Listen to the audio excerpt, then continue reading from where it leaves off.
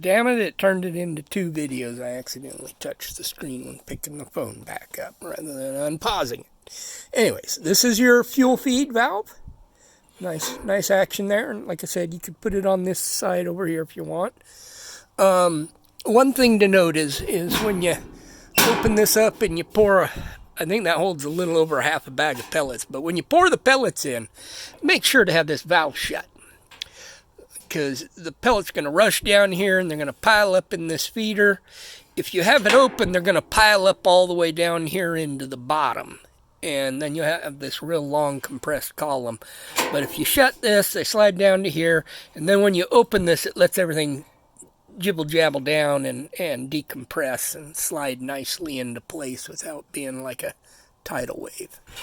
Other than that, it is best to ignite it with a little propane torch through one of these ports or both of these ports on either side. See? And then these just drop down into place. And then, of course, here you got your air control. You can, again, it's universal, so you can flip right hand or left hand, just move the door to the other side. And there you get access to your fire grate, little pellet feeder, and the hot coal, the ashes and stuff drop down into the ash bucket. We'll put that on in a second. It is good to keep a butter knife handy, because you can get clinkers or vitrified ash that builds up in this very bottom corner down here, and just reach in with a butter knife and go tap, tap, tap a couple times a day or something.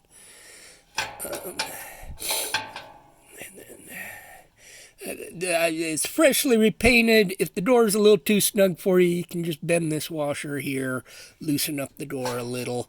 When you get it and start using it, you might put a little bit of thread lock on this screw. It kind of depends upon which side it's on. Same thing with these. Like one of them loosens itself up naturally and the other one tightens itself up naturally. But that's just the way of things. So a little bit of thread lock if they get too wiggly on you, no big deal. Off, partial, full. All right, let's put shoot, we're almost done. It's actually really easy to assemble. So here we got the ash drop. So just shut that, make sure it's out of our way. And you got a couple of spare screws in there, no big deal. This just threads right up into place. And it is somewhat indexed to stop when it lines up with the door here. You don't need to reef it on super tight. There we go. You can tighten it a little more than that if you want. That's where it's indexing. Again, I just repainted everything, and the paintness adds thickness. But yeah, that's pretty much it. And now you got your ash drop. And actually, you can use this for letting air in a little bit too, like. But that's the basics there. It's pretty much all assembled. These 2 screws here are for symmetry.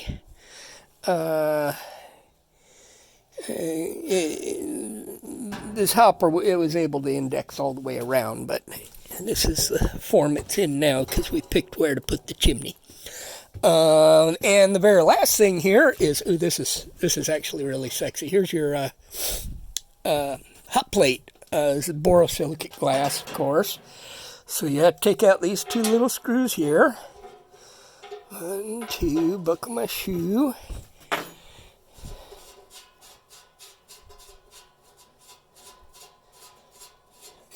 And hopefully I can flip that into place single-handed. I don't want to turn this accidentally into 3 or 5 videos. Then I got to stitch them together. That's extra work. I don't know much about video editing, but I'm trying to help y'all out, showing you what we got going on. So that just goes right there. Oh, did you hear it? Nice fit. I'm much better at editing steel than I am at editing videos. All right, so here we go. Let's go back in place and snug them up, and once you get that far, you're pretty much ready to rock and roll. I don't think I'll have to take the wooden handles and valves off of everything when I ship it. I think I'll just be able to shut them and bubble wrap them for you. Just keep it super simple. But put your chimney, elbow, however you're going to exhaust it. This would be a wonderful patio heater. It'll boil a big pot of beans or corned beef and cabbage or fry eggs or whatever you want to do right here. Because this is, like a 6+ kilowatt flamethrower with transparent glass beaming that infrared right to the bottom of your pan. Works really good. A little bit tall for cooking, but it's how it crumbles sometimes. I did want to make sure that there's plenty of height between the floor and the ash drop. If you really don't like it, you can trim these legs down some. Just make sure you're on, really, nothing combustible should be within like 3-4 feet of this. This part right here is going to be the hottest. It's the lava, particularly like right here, because the pellets are burning here. This is where your fire bloom is, kind of like the canannular combustion chamber on a turbine engine. And then the heat comes up, bounces off this glass, swirls back down. As it loses energy, it can fall, find its way out the chimney.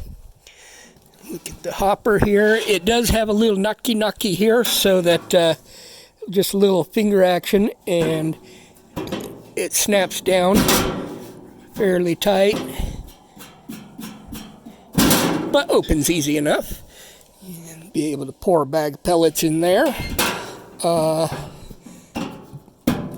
Has a little bit of ventilation all the way throughout and out the lid through here and stuff, because as your pellets warm up, the heat's going to drive the moisture out of them, and the last thing you want with pellets is condensate, so you got to let that water vapor out, and that's what we got going on there. Other things about operating it. Okay, shut down. So when it comes time to shut it down, let's say you're done doing your stir fry or whatever, you just leave that valve open there, but you shut this pellet valve. And you might have to shut it a little bit at a time.